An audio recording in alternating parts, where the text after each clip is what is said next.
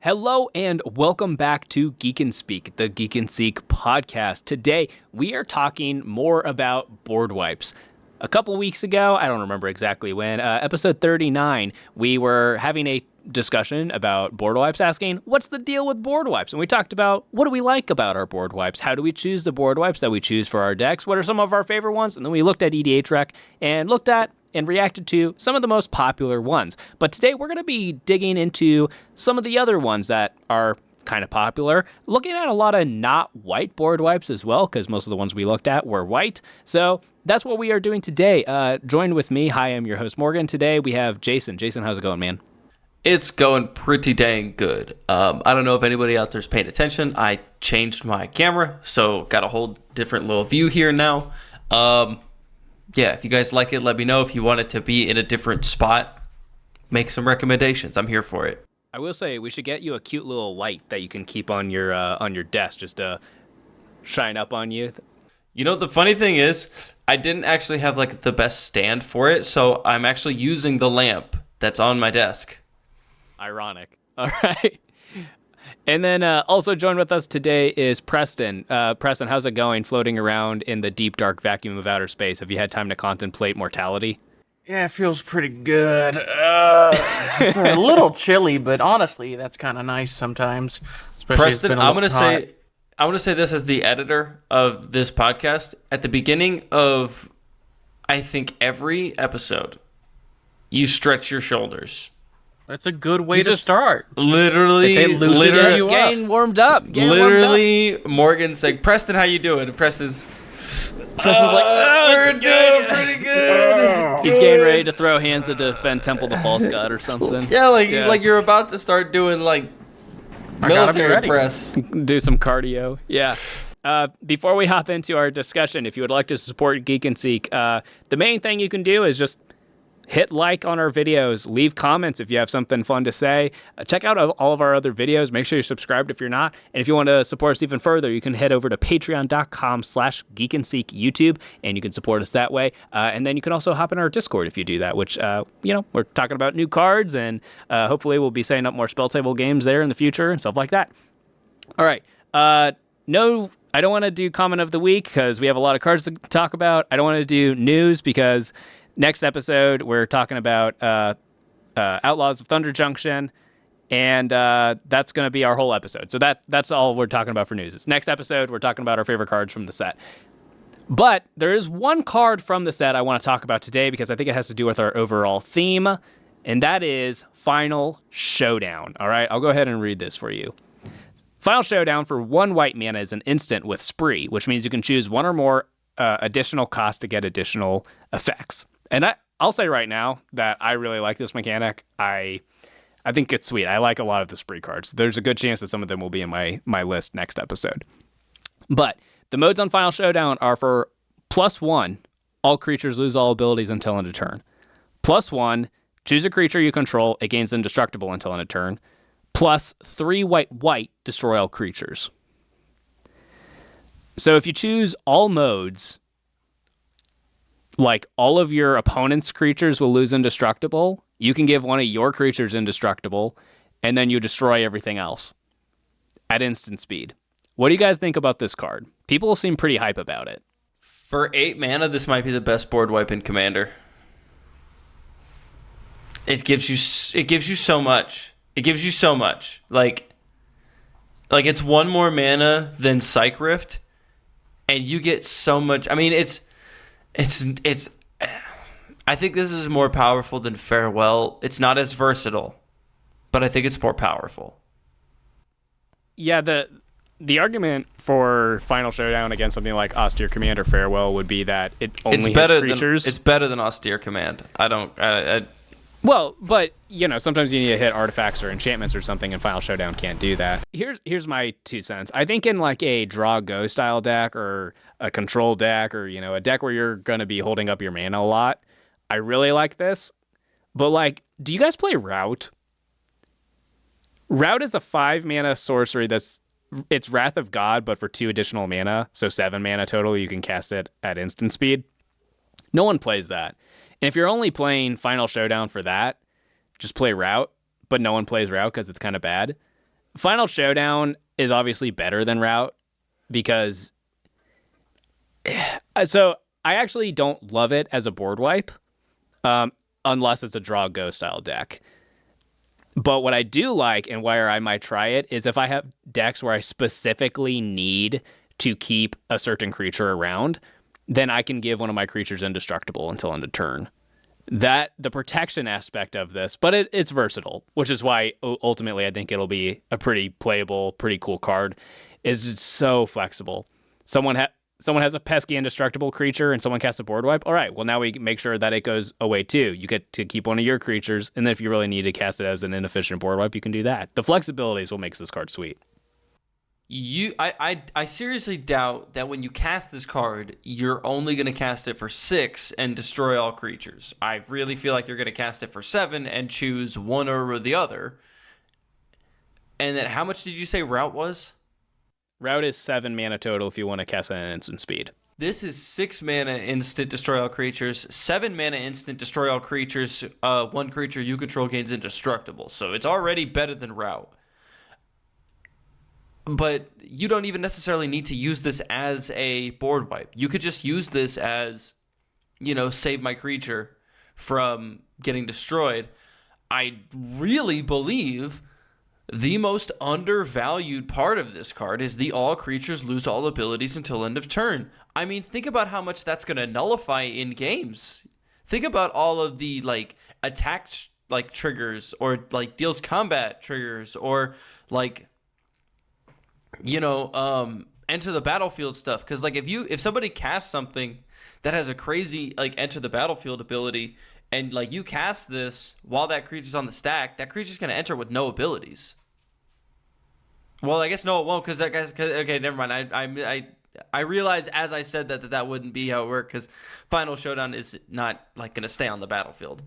There are funny things you can do with it, like one of that mode specifically. So the reason it's on here and why it's good in this pairing is that if your opponents have indestructible creatures, they'll lose the indestructible and then they'll die to the destroy all creatures, which that's obviously great.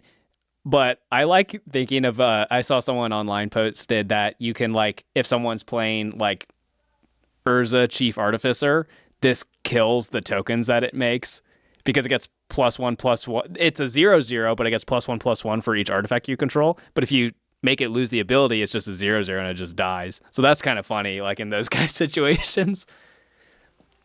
So there's tricky things you can do with this. And I just feel like it's, as a board wipe in particular, it is not as versatile as cards like Austere Command and Farewell.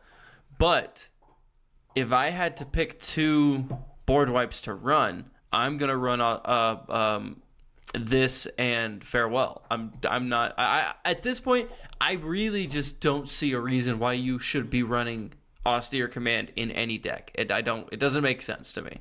It's 60 cents. It makes a little bit of sense to me. Okay. It's budget Farewell. How about that? If Austere Command is bad Farewell. I don't even... It's not bad. It's just there's better stuff. I agree. President, did you have anything to add about Final Showdown? Yeah, this is one of the best board wipes, but it's also really good. It's just a cheap protection spell. And losing all abilities, that gets indestructible. It also stops all the different god cards that are either goes into your top library slots or into your hand. It stops all of that. And there are times when people have board states where if you blow them up with a normal board wipe, they'll have death triggers that will kill you. I have had that happen before in games to me, and I've beaten people by having creatures that do that myself. This gets around that. This is just probably the second best board wipe after Farewell and White. I just thought about this. If somebody has a lab maniac on the battlefield and they go to they go to win the game by having no cards in their library, and in response to their last draw trigger or something like that, you just all creatures lose all abilities. I will say the creatures lose all abilities is probably the least, that's the most situational one. That's probably the one that will come up the least if I had to guess. No. Really? No. Really? Yes, 100%. I think that might come up more than the board wipes does. Because Maybe. I'm telling you, Morgan, I really think that you're undervaluing how good that is. For 2 mana, to me, this is 1000% a brand new white staple. Without question. It's like a slightly worse version of Dress Down at that point. And Dress Down's pretty playable. I should play that card more often. I think this spell is going to be cast more at the 2 to 3 cost with those first 2 abilities in response to board wipes than as a board wipe most of the time. I think that's what this card is going to be. Yeah, exactly. Yeah. So, yeah, my final thoughts are I think it's more playable than I'm giving it credit for, but the 2 specific decks I'm excited to try it in are like decks where you specifically care about keeping one of your creatures around, in which case it's a protection spell. So like Voltron-y style deck, something like that. And then draw go decks where you're leaving your mana up anyway. So if you need to cast something else, you can cast something else. But if you need to board wipe at instant speed, then you can. Those are the 2 decks I'm most excited to play it in, but it's probably good in a lot of decks outside of just that. I'm just surprised. That's all. You're undervaluing this card heavily. This is a new staple. This is going to go in a lot of decks, not just mono white decks. This is going to go into a lot of decks that just have white in it because of the versatility of what this card can do. It's not always going to be a board wipe, but it has that ability to do that. I really think this is... No, I like it as a protection spell more than I like it as a board wipe. So I agree with you in that sense. It's going to be played in a lot of decks. This is a new white staple. I genuinely believe that this is a full-on staple. Well, if you want more context as to why Jason and I might not be saying eye to eye on that, check out episode 39 of our podcast where we had part 1 of this conversation. Before we dive into our list proper, there were 2 other cards in the comments section that people were like, ooh, you guys should hit up these cards on the next time you talk about board wipe. So we're going to do that next. So this is the first one. This is Tragic Arrogance. This is for 3 white, a sorcery that says, for each player, you choose from among the permanents that player controls an artifact, creature, enchantment, and planeswalker. Then each player sacrifices all non-land permanents they control. What do you guys think about Tragic Arrogance? I never liked this card myself. Ooh, go in on that. Why? I just feel like you leave too much stuff around for 5 mana. If it was 4... maybe, but in most games, I just don't have the patience to sit around choosing all that stuff to only kind of board wipe. It's not terrible, and if someone plays it, I understand. I just don't like it that much. It is one of the board wipes in my group hug deck because it's a less of a feel bad than most board wipes. Here's my response to that, Preston. I think that playing this, you know, you're letting your opponents keep some of their stuff, but you get to keep some of your stuff too.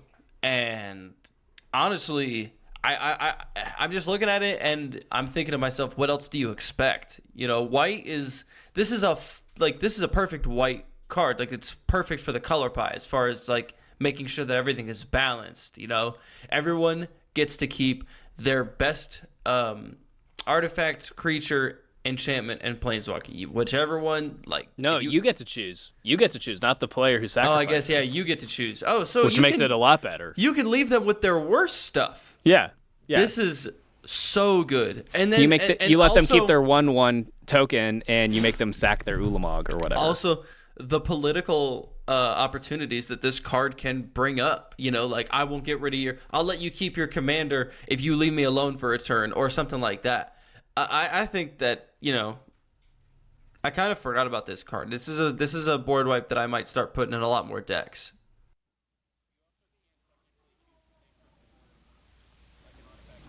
Yes, that is correct. Yeah, I like the fact that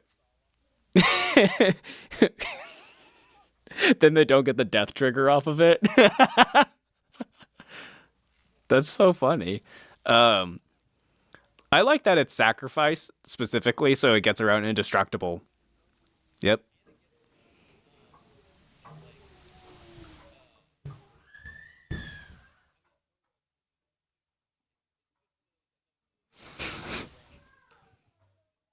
Mm-hmm. Yeah, I I only have this in one deck right now, which is my group hug deck, because it's a very political deck, obviously. So I like that aspect of it. But between that and the fact that because it's sacrificed specifically, that gets around like the One Ring dying or Ulamog or something like that. Things that are typically indestructible, and you're not going to let them keep that anyway. So I should probably have it in more of my decks than I do, because part of what I love about Commander is the political stuff. So yeah, it's cool.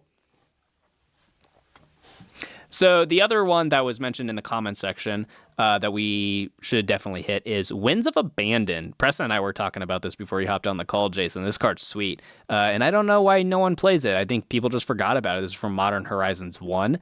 For 1 and a white. Yeah. For 1 and a white, it's a sorcery that says, exile target creature you don't control. For each creature exiled this way, its controller finds a basic to put onto the battlefield. Then each player who does shuffles. Oh, it puts it onto the battlefield tapped, but it has overload for 6 mana, 4 white.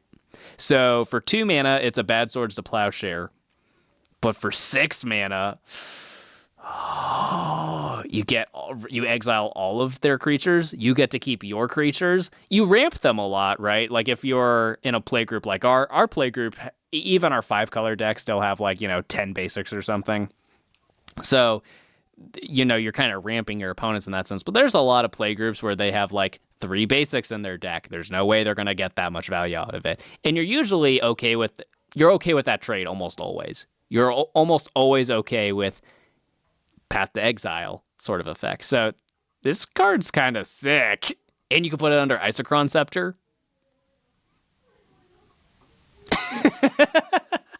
Wow. I mean, that's definitely a thought. Oh my, that's something you could do for sure. It is a option. Not saying it's a good one, but you can do that. Oh my gosh. Anyways, I'm not as big a fan of this card because I hate the fact that I'm paying. Because, okay, you play this card, it's exile 8 creatures, put 8 lands onto the battlefield under your opponent's control. And this is, again, this goes into the same category, I think, as, this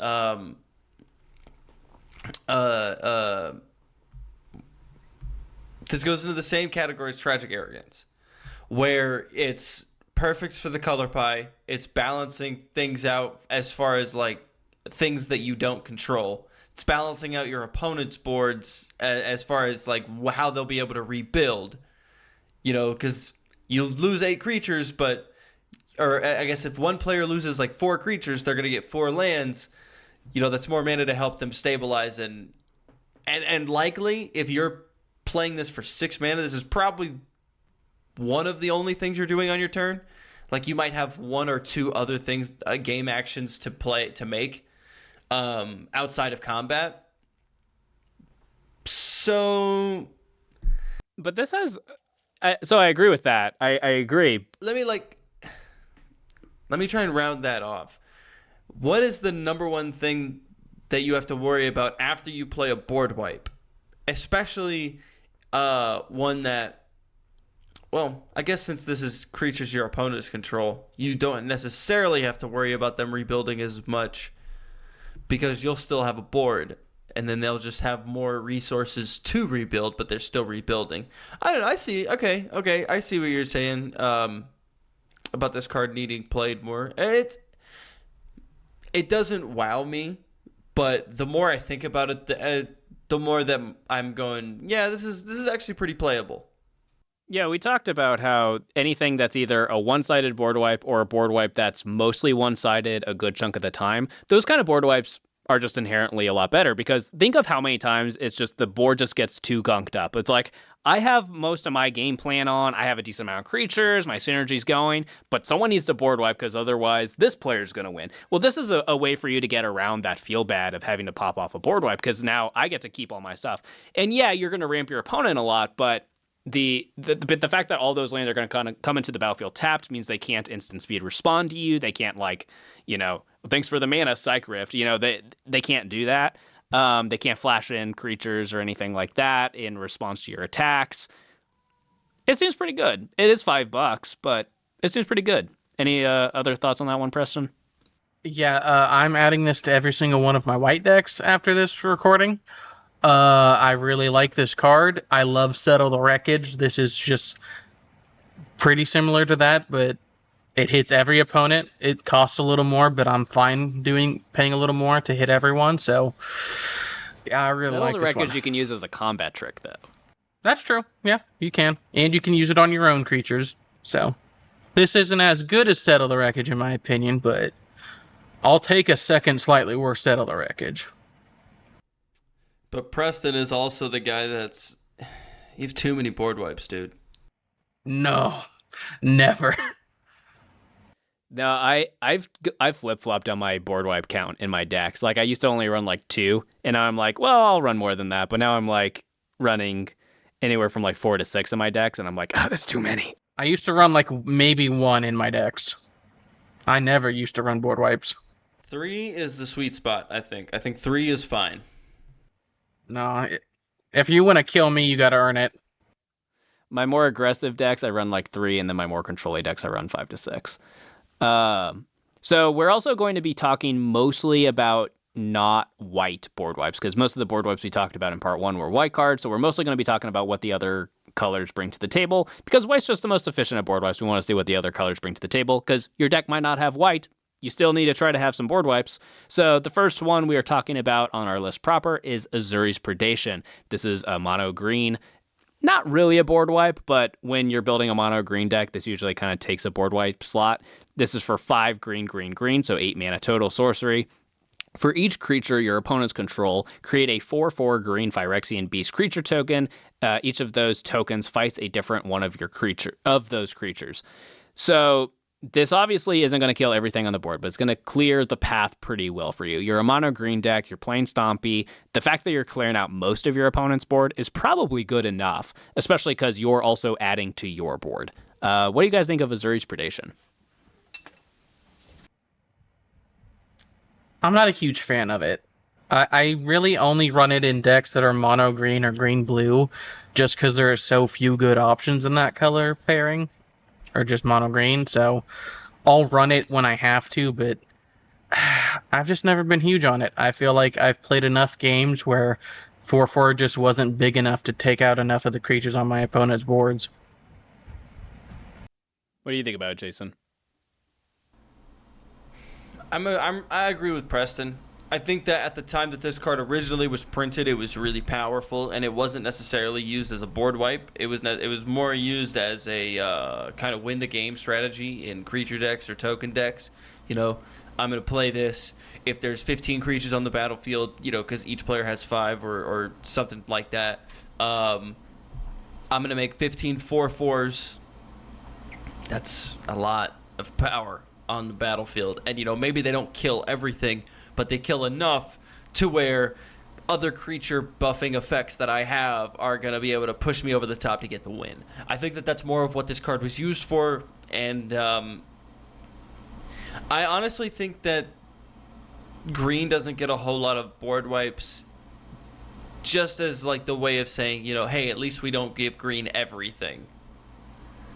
You know, Just you wait. Just you wait. It's coming. It's coming. green. Well, I mean, okay, if we got 1, 2, or even 3 green board wipes, I think that that's probably fine. Yeah, they're gonna go into every single commander deck that exists if they're good enough. But they don't have to be very good. Like, you only have to be a little bit better than Azuri's Predation to take up your board wipe slot in your mono green deck. that's not the thought. That's not the thought. That's not the way I thought you were going with that. I'm saying if you get 3 or 4 more green board wipes, they're going to be similar to this, where they're just, you look at it and you go, that's okay, but it's not great.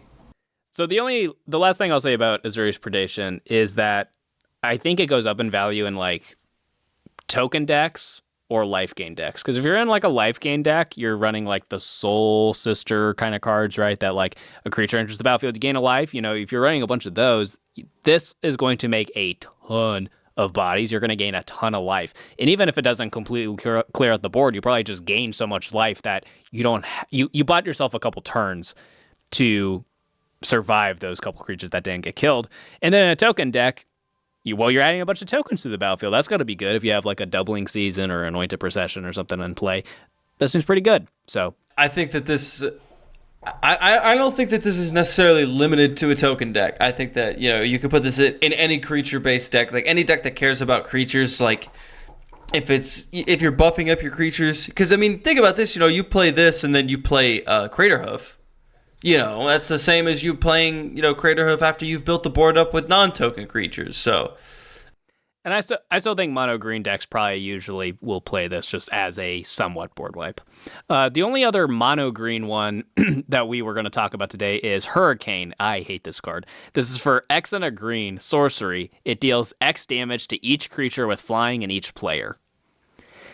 This isn't really a board wipe, but green just is so limited. I mean, if there's a lot of flyers, that helps. Like if you're against a dragon deck, this is great. If you're ahead in life total and you have a lot of mana, which you're playing green, so you probably do, you could probably just win the game. But then it's not like a board wipe. It's a win con. It's the green expropriate or something, So, yeah. Or exsanguinate. That's the card I meant. This isn't my favorite card. I think it's good. I think it's too limited and too narrow to play in just any green deck or any deck that has green.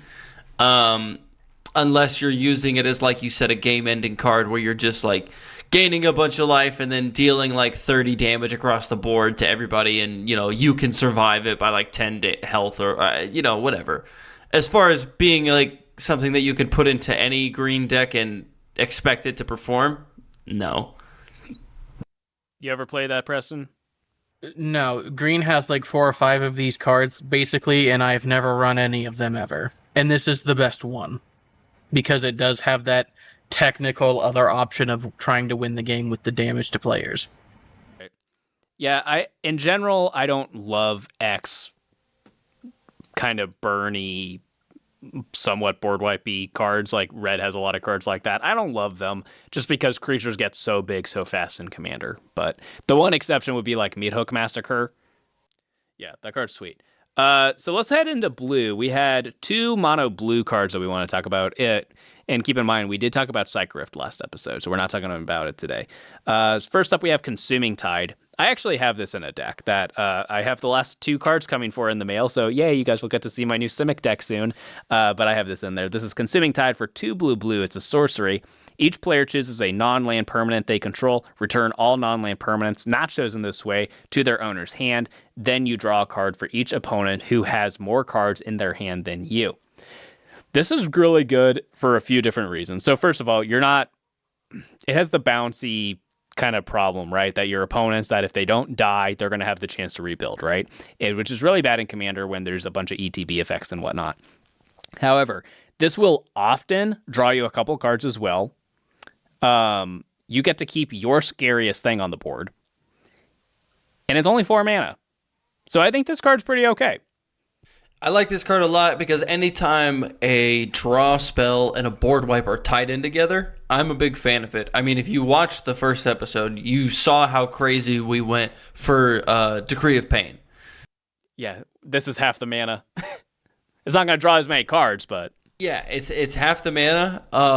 But in a game of Commander, that it's almost like you're paying 1 blue and 1 to bounce everyone's creatures to their hand, and then you're paying 1 blue and 1 to draw 1 to 3 cards. If you pay 1 blue and 1 to draw 3 cards, it's pretty freaking efficient.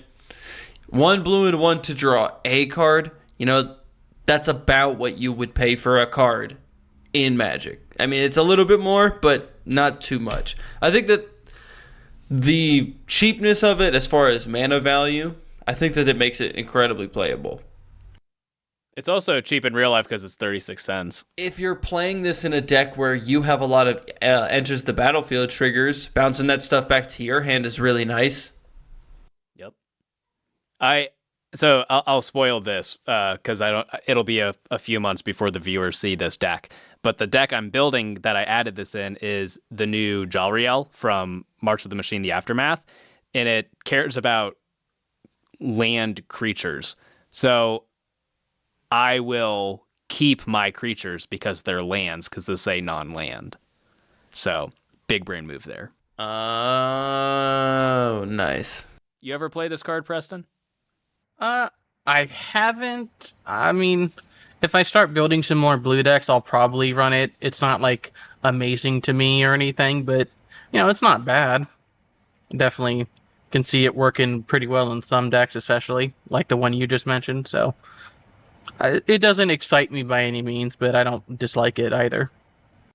Yeah, the niche decks where it's really good, obviously it's really good, like the Jolrael deck I just mentioned. However, I think for it only being 4 mana, you get to keep your best thing, and it's only 36 cents. It's a pretty good mono blue option. So the only other mono blue card we wanted to talk about is Curse of the Swine.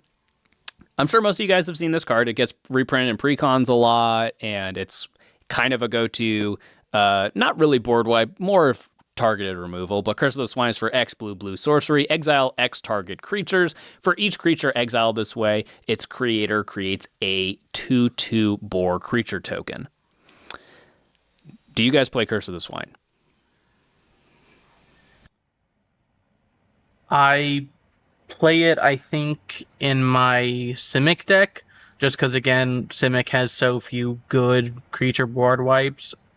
Like, I'll take it, and I have big creatures, so the fact that I'm giving creatures away isn't a huge deal, but the longer I've played with this card, the less I've kind of liked it. Like, in a lot of blue decks, giving your opponents a bunch of creatures is a good way to take your life total down to 0 really fast. I mean, they're only 2/2s, but still. No. Preston, what you do is you play the Curse of the Swine, right? You get rid of all the scary threats, and then you play the bounce. So then they just lose everything. Jason, what about you? What do you think of Curse of the Swine? Or you just play this in a Nazorius deck and you have Elish Norn on the battlefield. Mm-hmm. Dog, but then you have access to white and you can just play real board wipes. I was going to say, don't play this in a white deck. Please, hey, man, don't play I tried. this in a white deck. No, I like this better than I don't know why. I literally Consuming Tide. I like this more than Consuming Tide because of that exile. And also, you don't have to do your stuff. And you know what? I would rather give my opponents a 2/2 most of the time than whatever creature that I am okay with exiling. If you're like any creature that you're okay spending 3 mana to exile, whether it is you really, really need to do it, I'm fine with them having a 2/2 instead. Like if I'm exiling an Ulamog, I would rather somebody have a 2/2 boar. Even if it's something as simple as like, I don't know, a Goreclaw. I would exile that and give them a 2/2. Like I would almost rather my opponent have a 2/2 do nothing creature than any really meaningful, impactful creature for their game plan. So I think that even if you're just spending this for 3 mana to exile one creature, it's really good. As far as a board wipe, when do you consider it a board wipe? When you're exiling 5? Everything you're scared of. No, but define a board wipe. Like, if you're getting rid of 3 creatures, is that a board wipe? Like, if you're paying 5 mana into this and getting rid of 3 creatures, is that a board wipe? Is it a viable board wipe? In 2024, I think no. I wouldn't consider the board wipe. So this is really only a board wipe if you're casting it for like 8 to 10 mana. Then I would feel comfortable considering this a board wipe, because now you're getting rid of between 6 and 8 creatures and giving your opponents 2/2 boars. Yeah, so I agree with Preston that I like it less than I used to. Like when we started playing Magic, I played this more than I do now. Now I think I only have it in 2 of my decks. I used to like it a lot more than that, though, because when we started playing Magic in 2016 or whatever, games would go long enough that you could have enough mana to realistically get rid of everything, or there were just less things that you cared to get rid of. So Curse of the Swine was just better. But nowadays, everything is a must-kill threat almost. And then you're just not going to have the mana to kick that off. So I think Curse of the Swine is a lot less good than it used to be. I think it's still perfectly playable. I still have it in 2 of my decks, but Well, Blue's also gotten more board wipes since then. Like, this was one of your 3 options in early Commander. Yeah, I used to consider this a board wipe, and now I just see it as good, flexible, targeted removal. I see it as more targeted removal now than I used to see it as a board wipe, and I don't see it as that anymore. That's more what I would consider it as well, as I would consider this targeted removal. That's fair. Looking at it that way, I think I like it a little more. Yeah. So next up, let's talk about a couple red cards. I think we have 3 red cards on our list. This is Chain Reaction. I don't think we talked about this one on last episode, but this is one that I know we play in our play group a decent amount. It's for 2 red sorcery. It deals X damage to each creature, where X is the number of creatures on the battlefield. So this is 4 mana, usually kill everything, except for indestructible creatures because it's damage. Still pretty good, though. I feel like, I don't know about you guys, but when I'm building a either mono red deck or like Gruul, maybe is it, this is like my number 2 board wipe. Number 1 being Blasphemous Act. But this is probably number 2, at least a good chunk of the time. What do you guys think of Chain Reaction? I really like it.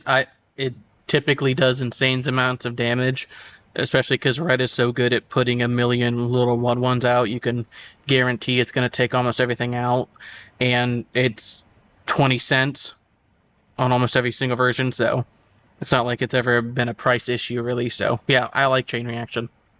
I like this card for the same reason I talked about Star of Extinction in the last episode, because of all the tricky stuff that you can get into with dealing damage. You know, yeah, stuff like that. Toralf, to be specific. Anytime where you can cast something that's going to blow up other creatures and then get some sort of value off of that particular action, I'm a really big fan of it. Anything that, you know, if you get value from a card that isn't printed on the card, it's a really good card. It's like, you know, in that situation, you getting something else out of it relies on you having other pieces in play. But the fact that this card can just synergize with other stuff that you have and give you that additional value, to me, makes it really, really good. I think as far as board wipes go, it's a pretty powerful one when you pair it with things that synergize off of it. I am excited to play this in Judith. Yes, that's gonna be super spicy. I'm excited for that deck. I have it in. I've had this deck for a while. The deck that Tommy played on the partner episode. In that deck, I have a Stuffy Doll and Chain Reaction. I haven't got to do it yet, but I want to. I want to do it so bad, but we'll make it happen. But yeah, I think this is like in mono red. It's probably number 2 for me, but then I still play it in some decks as well. Yeah, this is definitely a board wipe I could see going in decks that are outside of just mono red. So next up we have Descent of the Dragons. This is for 4 red, so 6 mana, sorcery. Destroy any number of target creatures. For each creature destroyed this way, its controller creates a 4/4 dragon creature token with flying. So I've played this in a few decks, and it is hella risky. The main thing that I've done is I blow up my own things. You can hit your own things. So that's where it gets pretty good. Like if you have a bunch of puny creatures, you can upgrade them into 4/4s. But then if there's something like with a really scary effect, then you can trade it. So I don't know what the cutoff is, because a 4/4 flyer that you're giving your opponent's pretty powerful and kind of scary. But there are things that are scarier than that. And you would also, you know, gladly give your opponent a 4/4 flyer instead of whatever that scary thing is. There's a point where you wouldn't do that, but do you guys ever play Descent of the Dragons? I did not know this card existed. I have it in my Ragavan deck, and I also have it in my Miram Dragon deck. I have never played this card. I will never play this card. Anytime I see someone play this card, I'm gonna be like, you know, that's a bad card, right? But like, Jason, you know, if that's you're playing really, a red token you know, that's deck, really bad, right? You know that? Did you know that? I'm thinking about grabbing it for Krenko. Yeah. That's what I'm saying. If you're playing a deck with a lot of small creatures, you're just upgrading your creatures. You don't have to choose your opponent's creatures. You can only target your own. If you have like a token deck and you have a bunch of 1/1s, well, now they're all 4/4s, and you're getting all your triggers off of your token synergies, like your annoying processions and one. I'm not saying I never like this card in any situation. I said I'm never going to put it into a deck. because I'm never going to play it. Now, if you're in a token deck and you're building a lot of 1/1s, a lot of 2/2s, and you want to turn them into 4/4s with evasion, totally fine. That's absolutely fine. You're not using it as a board wipe then. This is board wipes part 2, is it not? Am I mistaken? No, yes, sir. Yeah. All right, so we're talking about this card as a board wipe. As a board wipe, this card is terrible. This card is terrible. But Jason, what if you played it in a chaos deck or something like that, and you just target everything? You're making it deck specific. I am talking about this as a board wipe that can go into any deck that has red. Is it going to be viable? Is it going to give you an advantage, or at the very least even out the playing field and make everyone available to, start over? This doesn't necessarily do that. Because first of all, you're only destroying creatures. You're targeting creatures individually. So anything with hexproof or shroud is off the table. You're destroying creatures, sure, doesn't touch exile. That Ulamog is not going anywhere. Sorry, bud. And then you're giving them a 4/4 with evasion. Like this is when Preston said, giving your opponent's creatures is a good way to get your life total reduced to 0. I don't necessarily agree with that 100% of the time. With this card, 100% I agree with Preston. It doesn't matter if I get rid of, your questing beast. I'm still now dealing with a 4/4 flyer. Maybe I have a 4/4 flyer that I can block with it, but, now it's... Because at that point, if you're blocking somebody's 4/4 flyer with your 4/4 flyer and they both die, now it's really just a mass removal with extra steps. Yeah, I agree. I think it's deck specific. There are certain decks where this is kind of fun, but I think as just 100% it is going to be good and valuable. Like the Goblin deck, probably really good in that deck because you're turning all your 1/1s into 4/4s, but you're also likely only destroying your creatures.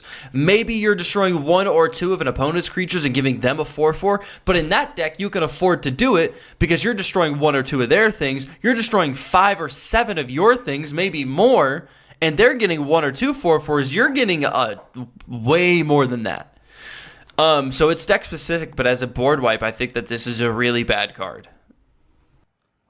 I'm just glad it doesn't say destroy all creatures, because then it would be honest to God unplayable. Oh yeah, then it would probably be completely unplayable. 100%. And I said that targeting creatures was one of the downsides of it. I do think that targeting, having it target creatures does make it a more playable card, but that by itself is worse than just each, objectively.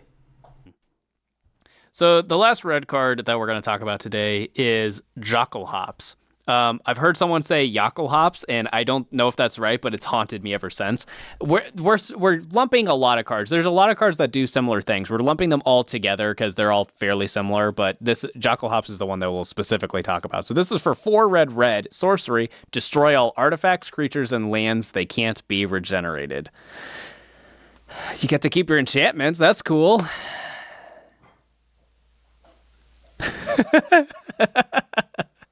Why would you play this? I have it in 2 of my decks, actually. I do have this in 2 of my decks. Gruul Naya Enchantress, maybe? But that's super specific. See, here's where you play this card. You play this card in a Boros, I want to have no one who enjoys being around me at all times. That's why you play this. Boros Super Friends. Especially in Commander. Yeah, because then you'll keep your planeswalkers. Especially in Commander, dude. This is... And honestly, it's mass land destruction. That is what irks all 3 of us, destroying all of everyone's lands. No, I think we should normalize it. But I know I'm in the minority with that. Targeted land destruction, I think, is fine, and I think that more players need to be okay with targeted land destruction. I think that that's a problem. Destroying your lands, period, is not good. Don't do it. It's okay. I don't agree with that. I think that there are definitely situations where you would want to destroy somebody's land, and I think that that's fine.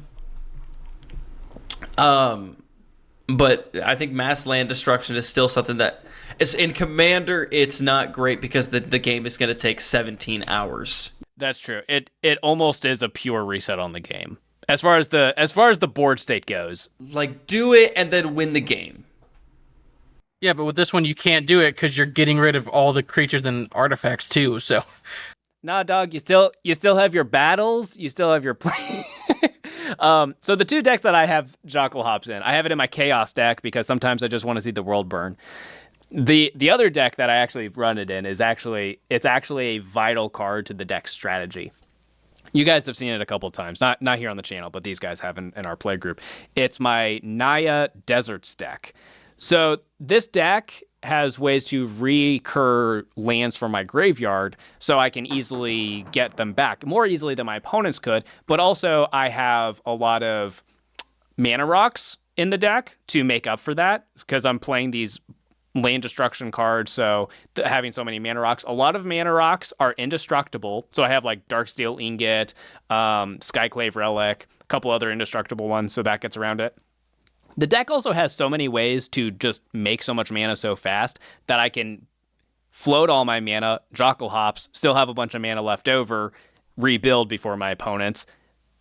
Best yet, though, I have Avacyn in the deck, so I can give all my permanents indestructible, so then Jockle Hops leaves everything, or I can just, like, with Jockle Hops still on the stack, hold priority T-Pro out, or something like that, or Boros Charm, or something like that.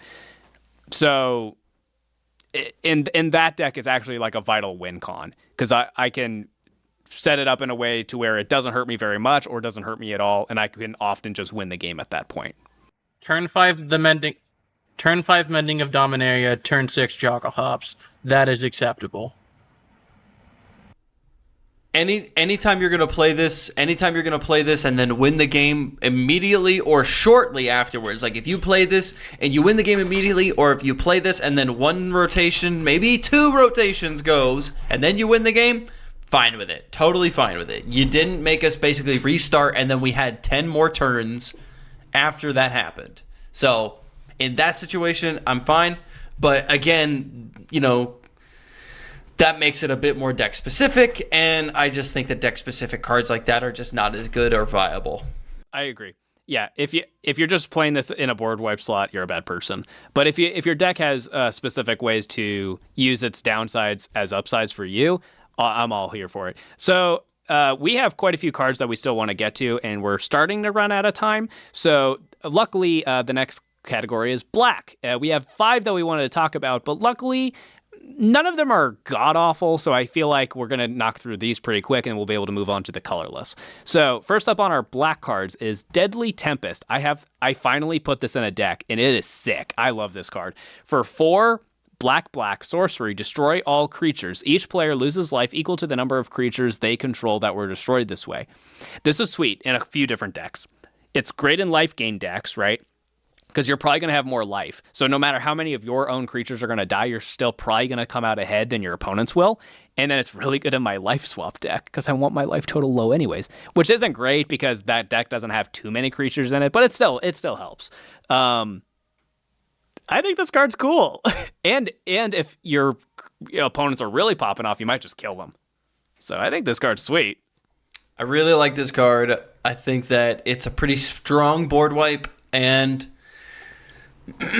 again, that additional value that you get off of that, God, I love it. I think that this is another one of those cards that you can use in certain situations as a kill spell. Like you're saying, if somebody's going off really hard, this is probably going to kill them depending on how many creatures that they just made. If you could cast this at instant speed, it'd be even better in that regard because, in the middle of somebody popping off, you're like, all right, I just made 100,000 creatures, move to combat. It's like when you move to combat, boom. Yeah, it's good. I don't run it in a bunch of stuff kind of because it's 6 mana, and in black, I would just rather play Decree of Pain or, one of, I would rather play Decree of Pain or the next card that we're going to talk about. Okay. What do you think about Deadly Tempest, Preston? Yeah, sorry about that. I think it's a fine card. I don't think I played in any of my decks currently. It's not bad by any means. It's just there's enough options in black board wipes. I think I don't need to run this really.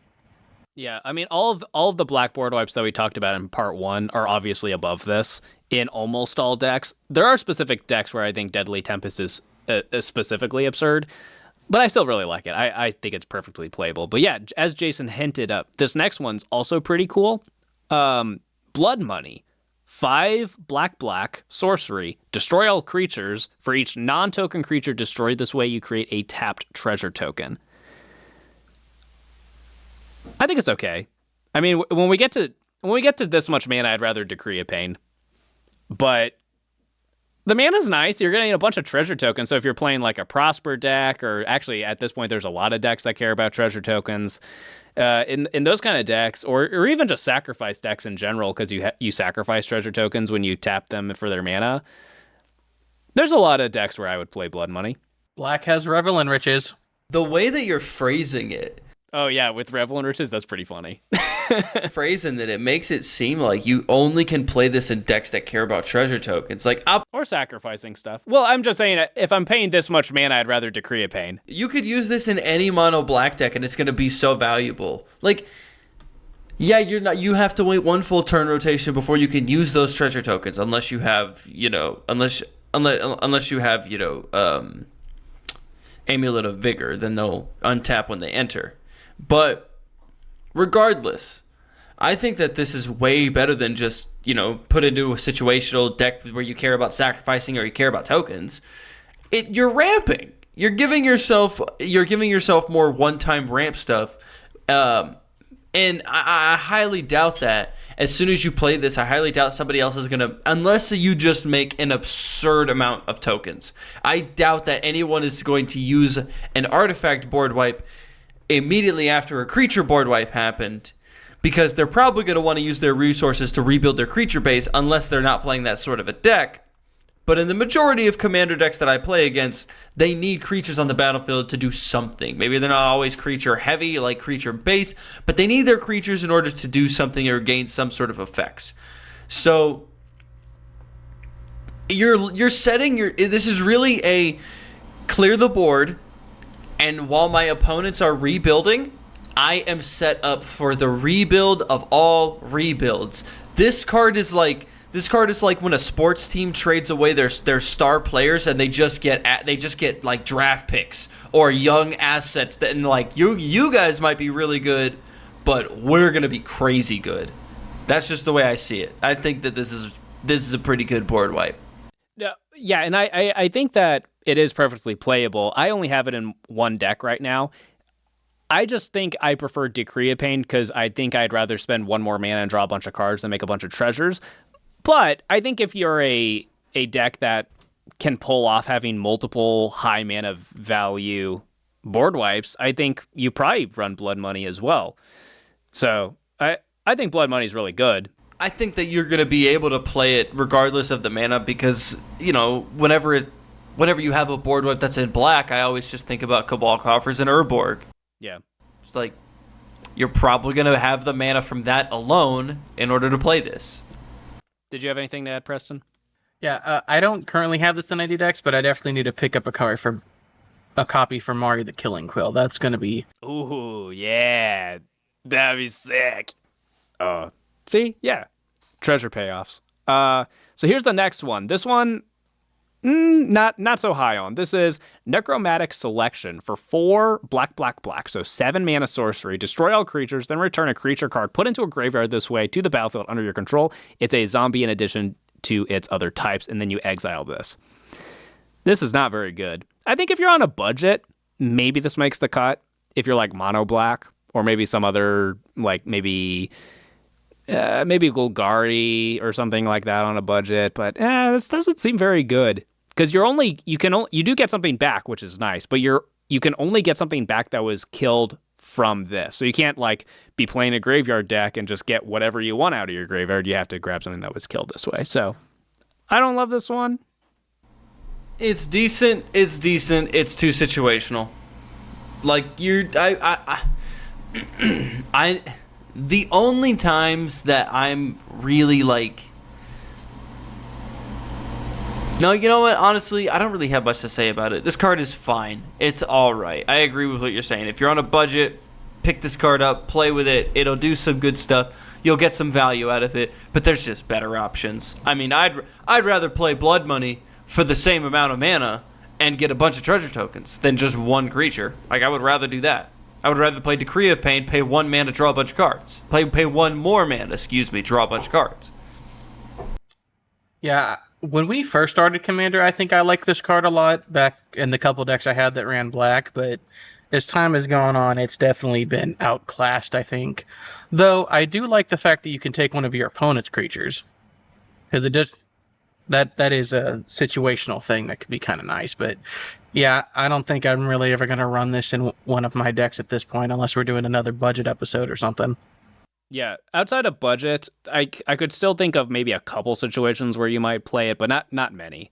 Here's a good one. In Gurok's Wake, 7 black, so 9 mana, sorcery, destroy all creatures you don't control and all planeswalkers you don't control. Love it. Don't play it as much, just because I don't like spending 8 mana on board wipes, but I do, or 9 mana, I don't know how to count. Spending 9 mana on board wipes, I don't really like that, but this is almost in that same realm of that, this card I'm about to name isn't a board wipe, but you want to do the same thing when you play this. At least ideally you want to do this. It's like the Rise of the Dark Realms, where I'm going to play this card and then I'm immediately going to win the game. Like right now, I'm winning the game. That is what I want to do when I cast in Garruk's Wake. I'm going to pay 9 mana to destroy all your stuff, well, all your creatures and planeswalkers, and then I'm going to swing out and I'm going to win right now, right this very second. Just because this is definitely the only thing you're doing on your turn besides attacking. You're not spending 9 mana and then doing something else of incredible value. I guess there's a world where you Urborg Cabal coffers and then you still have some mana left. I guess there is a world where that happens, but I agree with you that like I do like these board wipes where I get to keep my crap. I don't know if I've played this on a deck in a while though. I don't have it in a deck currently. I know I've played it before, but I feel like it's been a while since I've played it. I just feel like 9 mana is a lot. Like if it's 9 mana win the game, cool. But it's usually 9 mana because I was really scared, and then I don't have anything else to do. So, it's okay. It's fine. What do you think, Preston? Do you play this in any of your decks? Yeah, I do. I'll always have a fondness for this card. It's maybe a little slow at this point, but man, if you can get it to go off, it feels so good. The Planeswalker mode doesn't come up as often as you would hope, but when it matters, it feels good. It's nice to have that extra value, just because there's a lot of board wipes that don't hit Planeswalkers, so that's nice. And you're probably going to win the game very soon after you play this card. I mean, Preston, I got to imagine that most of the times when you've played this card, you've won those games. Probably. So the last black one we're going to talk about is Crux of Fate. This is for 3 black, a sorcery that says destroy all dragon creatures or destroy all non-dragon creatures. Now, obviously, if you are in a dragon deck that has black, this is maybe your best board wipe. But I think there's an argument that you could play this outside of those situations, because if you look at like the mana efficient board wipes versus their financial value in real dollars, this is kind of in a nice sweet spot where it's like $2 or $3 and it's only 5 mana. You know, it's not the most efficient. Like there's Damnation, but that's like $15. There's Toxic Deluge, but that's like $12. And then when we look at like real budget options that are like real board wipes, like some of the cards we just talked about over the last few minutes, but they're a lot of mana. This is 5 mana, destroy almost everything. Now, dragons are really popular, but like I feel like it's not most games that you're going against a dragon deck, right? So I feel like this is kind of just good. This is all right. As far as a budget option, I think that it's pretty playable. It's pretty good. But again, this is a situation where I look at it, I look at the mana cost, and then I think to myself, what would I rather play instead of this? And to me, again, I would rather just pay 2 more mana and play Blood Money and just make a bunch of treasure tokens. Like, it obviously it's deck specific if you have dragons or not.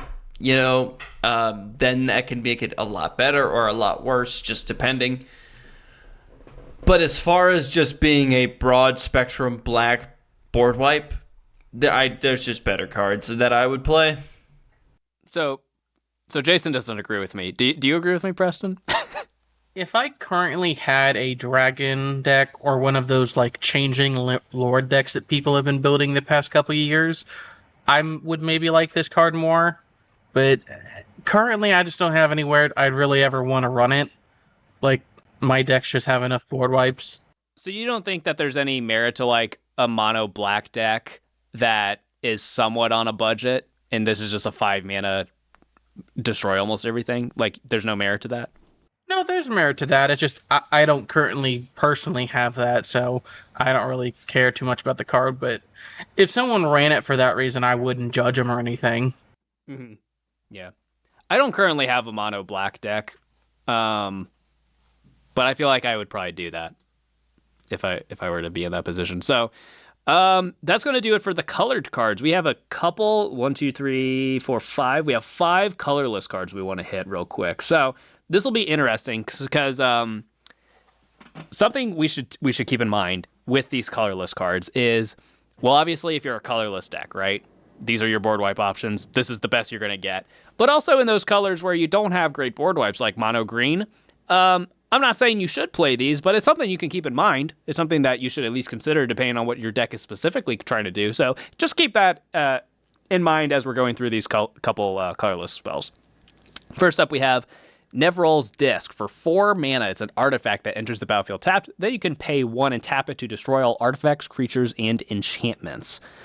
I have this as a board wipe in my Kozilek deck, and I don't think I still do, but I used to have it as a board wipe in my Muldrotha deck. My Muldrotha deck does so much self-mill that it's hard to run real board wipes because once my sorceries or whatever in my graveyard, well, I can't really get them back very easily. Whereas this is an artifact, so Muldrotha can bring it back. That is a repeatable board wipe.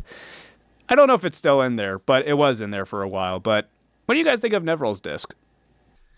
It's a good option. Total to do it, it's 5 mana. But it almost plays. I mean, it does. It plays slower than that because it enters tapped. You have to wait. You put it out there. You have to wait 1 rotation. So what I would try and do if I'm playing this card, I want to play this card early, when there's not a whole lot of things on the battlefield. That way people will just let it go by 1 rotation, and then I can just leave it there untapped for as long as I need it. Because, you play this when the board is pretty full. People are, they got 1 rotation to figure it out before you activate it and clear everything out. So, it's as far as colorless board wipes goes, I like it. It's one of my favorites as far as just colorless board wipes. But it is a bit slower than how I would normally like my board wipes to play. Yeah, I would never run this in a black, red, or white deck, but in anything that's Simic or colorless or green or mono blue, I'd probably run this card a lot. It's not too expensive in regards to the actual cost, so you can easily get one for your decks. Because I feel like this card used to be expensive back in the day, if I remember correctly. I thought so. Just because there were so few options, but obviously now there's a lot more board wipe options. But this one I still really like, especially if you do it like Jason says and you hold it up early. That way you can just kind of keep it there as a don't do anything I don't like, or I'll tap and sack it for 1 whole mana. What's nice about doing that strategy that Jason said too is it might disincentivize your opponents from building at all, which they won't play things that are going to get blown up, so they'll play their instants and sorceries or whatever, or what does it not hit? It doesn't hit planeswalkers and then something else. So, but for the most part, your opponents might be so scared of you cracking that they might just not play anything that doesn't give them immediate value, which gives you time to do your thing. So that's nice. All right, next up is Ugin, the Spirit Dragon. This is an 8-mana legendary planeswalker. Eugene comes in with 7 loyalty, +2, deals 3 damage to any target. The reason it's on this list is it has -X, exile each permanent with converted mana cost X or less, that's 1 or more colors, -10, you gain 7 life, draw 7 cards, put up to 7 permanent cards from your hand onto the battlefield. I don't know if you guys have ever got to Ultimate Ugin. It feels so good. So obviously Ugin is great in colorless decks because it's going to leave all of your stuff. Or even if you just have like an artifact deck where a lot of your stuff is colorless, right? And then obviously it's great there. But this is an 8 mana. You're going to get rid of almost everything. Because if you really need to, you can use that middle ability to X = 7, up to 7, not counting any other shenanigans you might have. So is there an argument for maybe running Ugin in those kind of decks, like what Preston was saying, like maybe the mono blue, mono green, Simic, colorless? I don't think so, just because of because it's 8 mana. I think that the mana cost it's a bit too expensive to use as a board wipe, just because you don't have good options in the colors that you're playing. And on top of that, it's not a cheap card. Like Ugin the Spirit Dragon, before it got reprinted at all, Ugin the Spirit Dragon, that was like an $80 card. And then it got reprinted and it dropped it down to like 40, and then now, like you said, it's at 25. I don't like using it as a board wipe. I think that this card is too powerful just to solely be considered a board wipe. Like you don't count this as a board wipe when you're building your deck. Like you don't say I have 5 board wipes and one of them is Ugin the Spirit Dragon. No, you say I have 4 board wipes and then I have Ugin as a planeswalker who can be a board wipe if I need it to. Yeah, I've thought about putting Ugin in a lot of my decks, my artifact decks, my colorless deck, my strong deck that I'm building right now. It's green, and it obviously has stuff like doubling season, so I could ultimate him immediately, theoretically, but God, $25 is so much money. It is a lot of money. I do like that it exiles. So, if you're in those color combinations, because blue, you're probably bouncing. Green, you're probably fighting or more less specific creature removal. So the fact that it's exile and you can run it in those kind of decks is obviously really sweet. But yeah, $25 is... And green lets you ramp out with mana, and blue lets you ramp out with artifacts really easily. So you can keep your ramp around using Ugin in those. So if you have the money for it, I think it's a fantastic option. But if you're having a hard time justifying the cost, it's not going to make or break your deck by not including it, I don't think. But even if you have the money to add this into your deck, I think that don't add it just for the board wipe. That's my point. I don't think that this is a card that you should only consider as a board wipe. It's too powerful for that. That +2 is insane. It really is. It is. It really is. Insane. That has done so much work in games. Yeah, Man, I remember when it was legal and standard the most recent time, I played it in a deck. And dude, the games where you get Ugin down, you just win the game. It's so bonkers. So the next one is All Is Dust. This is 7 mana tribal sorcery Eldrazi. Each player sacrifices all permanents they control that are 1 or more colors. This is great for a few reasons. 7 mana, get rid of basically everything, except for lands, obviously. They'll keep their mana rocks and such. But it's sacrifice, so you get around indestructible. And if you have any Eldrazi payoffs, that helps too, if you're like an Eldrazi typal deck. But it's 7 mana, get rid of almost everything. And that's really good.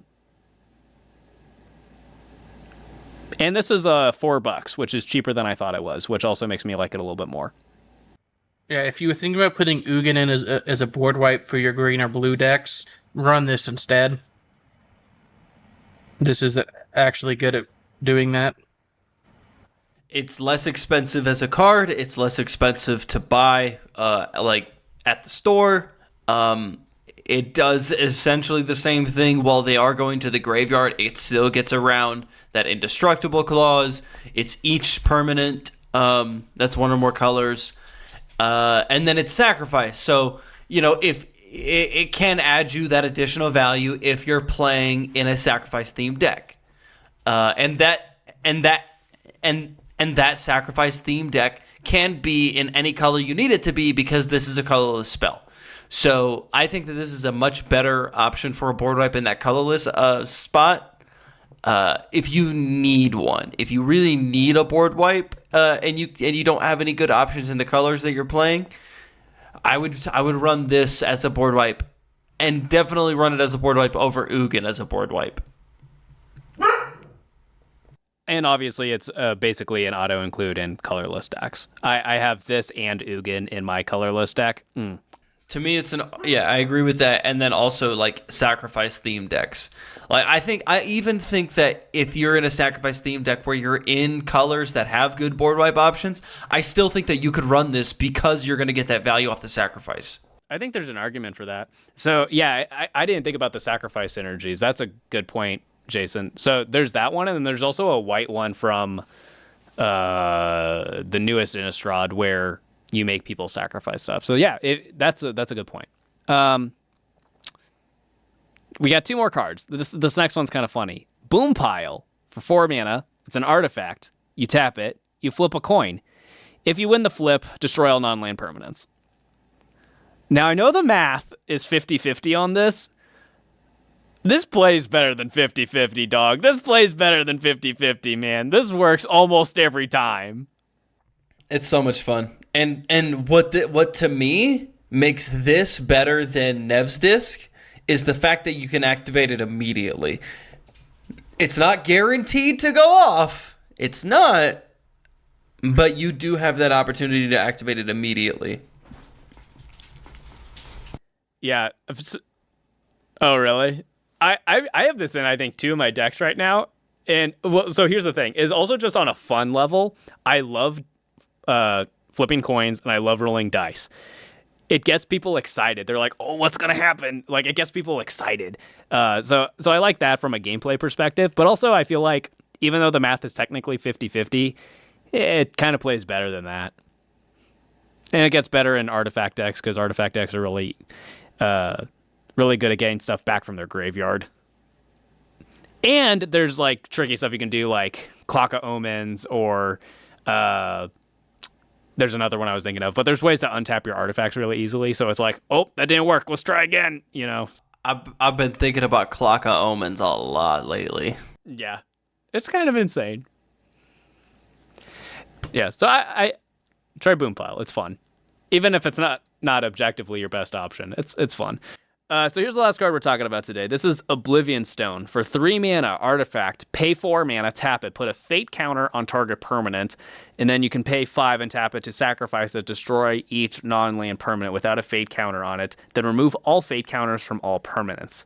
So the idea here is that you play it on turn 3 or whatever, and as you have extra mana, you can put fate counters on your own things so that when you finally do need to crack this and destroy everything, you have some of your board left over. That's the idea. But in practice, the only decks that are able to do that very easily are like the mono black decks, because they have Cabal Coffers with Urborg, right? But then at that point, you have the mana to just play some of the other high mana value board wipes that we talked about. And you're in black. Why are you running this card in that deck? To me, this is not that good. I used to be a really big fan of this card, and I used to run it in any deck that didn't have good like board wipe colors or didn't have blue. Because if it had blue, like, why am I running this and not Psych Rift? That's just my thought. Because this is 70 cents and Psych Rift's $35. Yeah. And that's cheap Psych Rift. Here's the problem, especially the problem with it the way that you framed it, Morgan. You play it on turn 3, you can't even activate it on the next turn. You can activate it to put a counter on your stuff, but you can't activate it to blow up the board. So now it's one turn worse than Nev's Disc.